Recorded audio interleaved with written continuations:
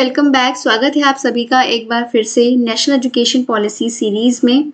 इसके पार्ट 1 में हमने डिस्कस किया था अबाउट फॉर्मुलेशन ऑफ पॉलिसी, जिसमें हमने देखा था कि पॉलिसी का फॉर्मुलेशन कैसे शुरू हुआ था, इसके लिए कौन कौन सी कमिटीज बनाई गई थी। उसके बाद हमने स्कूल एजुकेशन में कुछ जनरल रिफॉर्म्स की बात करी थी एंड एजुकेशन सिस्टम का जो न्यू फॉर्मेट ऑफ एजुकेशन है दैट इज 5+3+3+4, इसको हमने डिटेल में समझा था। And in this part 2 we will discuss about nursery education. So nursery education एक बहुत बड़ा अचीवमेंट रहा है इस पॉलिसी का, बहुत सारे चेंजेस लाए गए हैं इसमें। Then we will discuss about primary education. Primary education में FLN अचीव करने की बात की गई है, तो क्या है ये FLN, इसको हम डिस्कस करेंगे। Then we will talk about language, so medium of instruction क्या रहेगा स्कूल्स में, उसके बारे में हम जानेंगे।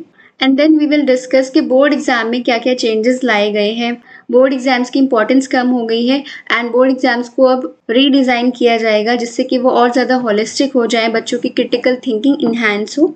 सो इसको भी हम डिटेल में डिस्कस करेंगे। So let's get started.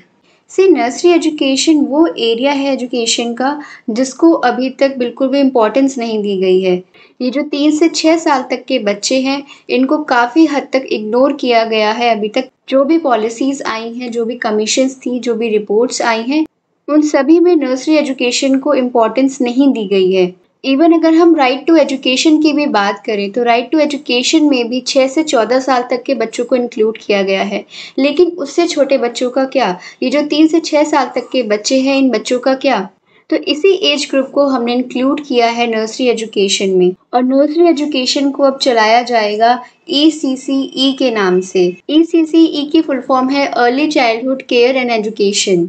तो इतनी ज़्यादा इम्पोर्टेंस क्यों दी जाएगी नर्सरी एजुकेशन को? क्योंकि फाइनली सरकार ने इस बात को माना है कि जो 3 से 6 साल तक का पीरियड है बहुत ज़्यादा इम्पॉर्टेंट है, बहुत ज़्यादा क्रूशियल स्टेज है बच्चों के डेवलपमेंट के लिए। बच्चों का चाहे लैंग्वेज डेवलपमेंट हो, चाहे बच्चों का सोशलाइजेशन हो, बच्चे का चाहे फिजिकल डेवलपमेंट हो, चाहे बच्चों का कॉग्निटिव डेवलपमेंट हो, हर तरीके के डेवलपमेंट के लिए ये स्टेज बहुत ही ज़्यादा क्रूशियल है।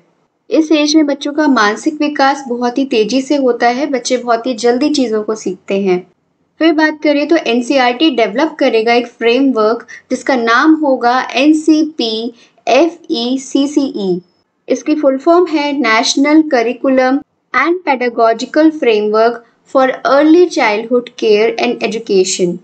अभी डेवलप नहीं किया है NCERT ने ये फ्रेमवर्क, आने वाले टाइम में डेवलप करेगा NCERT इस फ्रेमवर्क को, जो कि बहुत इम्पोर्टेंट है। फिर से सुन लीजिए इसका नाम, national curriculum and pedagogical framework for early childhood care and education.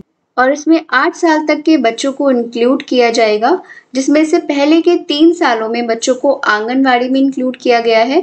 और इन 3 सालों में बच्चों को ABCD नहीं सिखाई जाएगी, बच्चों को क ख ग नहीं सिखाया जाएगा, बच्चों को टेबल्स नहीं सिखाए जाएंगे, बच्चों को 5 फ्रूट्स नेम, 5 वेजिटेबल्स नेम, ये सब नहीं सिखाया जाएगा।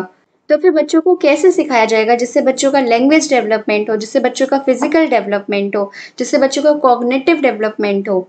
तो राष्ट्रीय शिक्षा नीति कहती है कि बच्चों को आर्ट के थ्रू सिखाया जाएगा, जिसमें बच्चे पेपर फोल्ड करना सीखेंगे और उससे नई नई चीज़ें बनाना सीखेंगे। बच्चों को स्टोरीज के थ्रू सिखाया जाएगा, जिससे बच्चों का लैंग्वेज डेवलपमेंट होगा, बच्चों का कॉग्निटिव डेवलपमेंट होगा। बच्चों को पोइट्रीज के हेल्प से सिखाया जाएगा, बच्चों को गेम्स एंड सॉन्ग्स के थ्रू सिखाया जाएगा। गेम से बच्चों का फिजिकल डेवलपमेंट होगा, इंटेलेक्चुअल डेवलपमेंट होगा, बच्चों का सोशलाइजेशन होगा। और सॉन्ग्स में भी बच्चों को फोक सॉन्ग्स के माध्यम से सिखाया जाएगा। तो नेशनल एजुकेशन पॉलिसी ये कहीं पे भी नहीं कहती है कि बच्चों को किताबों के माध्यम से सिखाया जाएगा, नहीं, बच्चों को खेल कूद के माध्यम से सिखाया जाएगा। अलग अलग सब्जेक्ट की कॉपीज नहीं लगवाई जाएंगी। बच्चों को ये नहीं सिखाना है A for apple, instead show them apple, let them hold that apple, let them play with that apple. Okay, so nursery education इस पॉलिसी का सबसे बड़ा अचीवमेंट है। ऑल्सो फ्रेंड्स, नर्सरी एजुकेशन के कुछ क्रिटिसिज्म भी हैं, जैसे कि जो आंगनवाड़ी वर्कर्स होते हैं वो इतने ज़्यादा इक्विप्ड नहीं होते हैं, इतने ज़्यादा ट्रेंड नहीं होते हैं कि वो बच्चों को एक फन लर्निंग वे में पढ़ा पाएँ। तो इसके लिए गवर्नमेंट ने कहा है कि ऐसे आंगनवाड़ी वर्कर्स जिन्होंने 10+2 करा हुआ है, जो इंटर तक पढ़े हुए हैं, उनको अब एक 6 महीने का सर्टिफिकेट प्रोग्राम करना होगा ECCE का।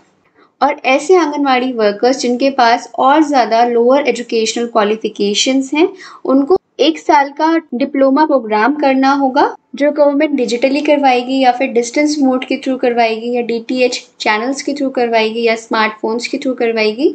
जो बीएड टीचर्स हैं उनको भी ट्रेंड किया जाएगा इन ईसीसीई, जिससे वो भी बच्चों को एक फन लर्निंग वे में पढ़ा पाएं। Now let us discuss about primary education. सबसे पहले बात करते हैं FLN की, फाउंडेशनल लिटरेसी एंड न्यूमरेसी। से भारत में आज भी 5th पास ऐसे बच्चे हैं जिन्हें पढ़ना नहीं आता है, जिन्हें लिखना नहीं आता है, जिन्हें बेसिक कैलकुलेशन करना नहीं आता है, जोड़ना घटाना नहीं आता है। तो इसके लिए नेशनल एजुकेशन पॉलिसी कहती है कि हमें FLN अचीव करना है, यानी कि foundational literacy and numeracy achieve करना है। लिटरेसी मतलब पढ़ना लिखना सीखना, फाउंडेशनल मतलब आधारभूत, न्यूमरेसी मतलब गणित में गणना करना।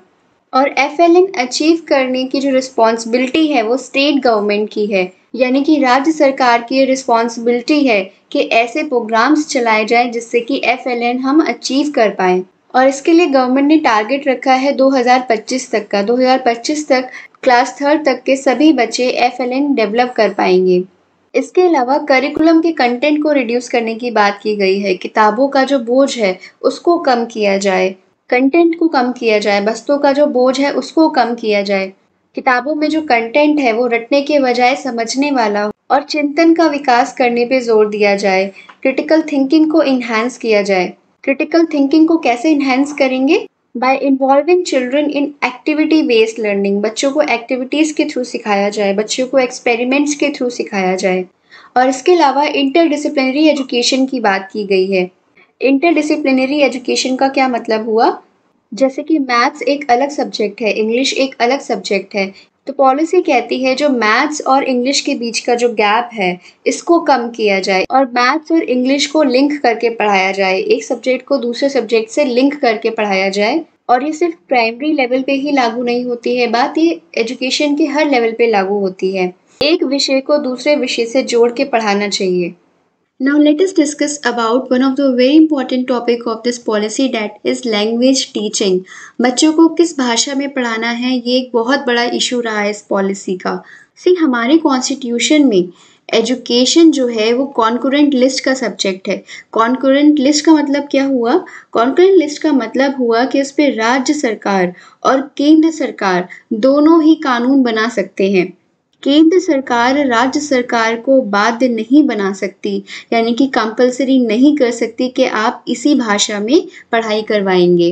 राज्य सरकार यानी कि स्टेट गवर्नमेंट अपना मीडियम ऑफ इंस्ट्रक्शन खुद डिसाइड कर सकती है कि वो अपने बच्चों को किस भाषा में एजुकेशन देना चाहती है।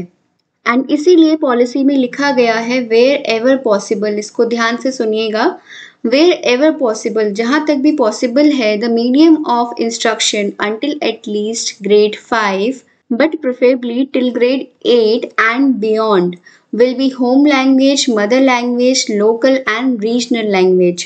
इसका मतलब है जहाँ तक भी हो सके एटलीस्ट grade 5, कम से कम क्लास 5 तक, एंड इफ पॉसिबल, अगर पॉसिबल है तो क्लास 8 एंड उसके बियॉन्ड भी बच्चों का जो मीडियम ऑफ इंस्ट्रक्शन है वो उनकी मातृभाषा होनी चाहिए या फिर उनकी स्थानीय भाषा या फिर उनकी क्षेत्रीय भाषा होनी चाहिए। ये कोई नई बात नहीं है कि बच्चों को मदर टंग में पढ़ाना चाहिए। ये एक बहुत पुराना मुद्दा है, आज से 100 साल पहले भी इस पे बात की जा चुकी है। महात्मा गांधी जी ने भी इस पे बात की थी और इसके कई रीजंस है कि बच्चों को मदर टंग में क्यों एजुकेशन देनी चाहिए। उनमें से सबसे बड़ा रीज़न है कि बच्चों को नेचुरल इन्वायरमेंट मिलता है सीखने का, जिसमें बच्चे बहुत जल्दी चीज़ों को ग्रास्प कर पाते हैं, बहुत जल्दी चीज़ों को सीखते हैं। दूसरा, बच्चे बहुत कॉन्फिडेंट फील करते हैं और बहुत ज़्यादा कनेक्टेड फील करते हैं। और ये चीज़ हमने यूरोप से सीखी है। यूरोप में क्या होता है, यूरोप में बच्चों को उनकी मदर टंग में ही एजुकेशन दी जाती है और इसका एडवांटेज भी देखने को मिला है कि बच्चे बहुत जल्दी चीज़ों को सीखते हैं, बहुत जल्दी चीज़ों को ग्रास्प करते हैं। और वहीं देखा जाए तो मदर टंग को काफ़ी क्रिटिसिज्म भी मिला है प्राइमरी लेवल पे, क्योंकि अगर मदर टंग को as a medium of instruction कर दिया जाएगा तो प्राइमरी स्कूल से ही एक अनइक्वल लर्निंग पैटर्न देखने को मिलेगा and English as a medium of instruction that will go out of schools. क्योंकि सरकारी स्कूलों में मातृभाषा में आप पढ़ाई करवा सकते हैं, लेकिन प्राइवेट स्कूल्स में ये रूल फॉलो नहीं करवाया जा सकता। जो इंग्लिश मीडियम स्कूल्स हैं वो डेफिनेटली इसको फॉलो नहीं करेंगे और इससे क्या होगा कि जो बच्चे इंग्लिश मीडियम में जा रहे हैं उनको इसका बेनिफिट मिलेगा। जो बच्चे मातृभाषा में पढ़े हुए हैं उन बच्चों को इसका डिसएडवांटेज मिल सकता है। तो इससे क्या होगा, इससे हर स्टेट में वेरिएशन आ जाएगा। फॉर एग्जाम्पल अगर हम आंध्र प्रदेश की बात करें तो आंध्र प्रदेश के स्कूल्स में जो मीडियम ऑफ इंस्ट्रक्शन है वो तेलुगु से चेंज करके इंग्लिश कर दिया गया है। आंध्र प्रदेश में चाहे गवर्नमेंट स्कूल्स हो चाहे प्राइवेट स्कूल्स हो, हर स्कूल में English as a medium of instruction compulsory कर दिया गया है। तो जो बच्चे प्राइवेट स्कूल्स में पढ़ रहे हैं या फिर जो बच्चे आंध्र प्रदेश के स्कूल से पढ़ रहे हैं तो उनको इस चीज़ का बेनिफिट मिलेगा, क्योंकि इंग्लिश एक ग्लोबल लैंग्वेज है, इंटरनेशनल लेवल पे compete करने में हेल्पफुल रहती है, इंटरनेशनल लेवल पे स्टडी करने के लिए हेल्पफुल रहती है। जो फर्स्ट क्रिटिसिज्म है इसका वो ये है कि हर स्टेट में वेरिएशन देखने को मिलेगा। सेकेंड क्रिटिसिज्म है प्रॉब्लम इन ट्रांसफरेबल जॉब्स। ऐसे पेरेंट्स जिनकी ट्रांसफरेबल जॉब्स हैं उनके बच्चों को काफ़ी प्रॉब्लम्स फेस करनी पड़ेंगी। फॉर एग्जाम्पल अगर कोई बच्चा यूपी में पढ़ रहा है और वहाँ पे उसकी स्थानीय भाषा हिंदी है एंड अगर उसके पेरेंट्स का ट्रांसफ़र होता है लेट्स से तमिलनाडु में जहाँ पे बच्चों को तेलुगु में पढ़ाई करवाई जा रही है, तो ऐसे केस में बच्चों को काफ़ी प्रॉब्लम फेस करनी पड़ेगी। एंड तीसरा क्रिटिसिज्म है इसका कि सोसाइटी में एक क्लास डिवीजन देखने को मिल सकता है, क्योंकि ऐसे बच्चे जो प्राइवेट स्कूल्स में जा रहे हैं उनकी एजुकेशन इंग्लिश मीडियम में होगी, वेयरएज बाकी बच्चे जो गवर्नमेंट स्कूल्स में जा रहे हैं उनकी एजुकेशन उनकी मातृभाषा में होगी। और दिल्ली जैसे शहर में आप क्या करोगे जहाँ पे कॉस्मोपॉलिटन पॉपुलेशन है। सो देखा जाए तो बच्चे अपनी मातृभाषा में जल्दी सीखते हैं, जल्दी ग्रास्प करते हैं और वही इसके क्रिटिसिज्म भी हैं। तो ये एक एंडलेस डिबेट है एंड टाइम विल टेल कि क्या होगा। Another point is no language will be enforced. कोई भी भाषा बच्चों पे थोपी नहीं जाएगी। लाइक जैसे प्राइवेट स्कूल्स में होता है कि इंग्लिश ना बोलने पे बच्चों पे फाइन लगता है, तो बच्चों पे अब कोई भी भाषा ऐसे थोपी नहीं जाएगी। इसके अलावा हर लेवल पे संस्कृत का ऑप्शन होगा, जिसको चूज करना है वो कर सकता है। इसके अलावा 3 लैंग्वेज फॉर्मूला पे भी बात की गई है। ये 3 लैंग्वेज फॉर्मूला कोठारी कमीशन से चला हुआ आ रहा है और पहली शिक्षा नीति में भी इस पे काफ़ी काम हुआ है। हमारी जो फर्स्ट एजुकेशन पॉलिसी है वो 3 लैंग्वेज फॉर्मूला के लिए जानी जाती है और ये लेगेसी है फर्स्ट एजुकेशन पॉलिसी की, लेकिन आज तक पूरी तरीके से लागू नहीं हो पाई है। तो ये 3 लैंग्वेज फॉर्मूला क्या कहता है?